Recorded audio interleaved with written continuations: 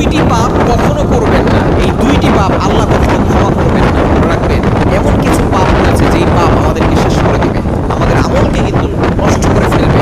এক নম্বর হচ্ছে বান্দার হক কখনো নষ্ট করবেন না। আপনি হজ করে আসছেন, আপনি হাজী সাহেব, যাকাত দিচ্ছেন, পাঁচ ওয়াক্ত নামাজ পড়ছেন, নামাজ পড়তে পড়তে আপনার কপালে দাগ পড়ে গিয়েছে, কিন্তু আপনি যে বান্দার মনে কষ্ট দিয়েছেন, ওই বান্দা যতক্ষণ পর্যন্ত আপনাকে ক্ষমা না করবে, আল্লাহ আপনাকে ক্ষমা করবে না। এজন্য খবরদার, বান্দার মনে কখনো কষ্ট দিবেন না।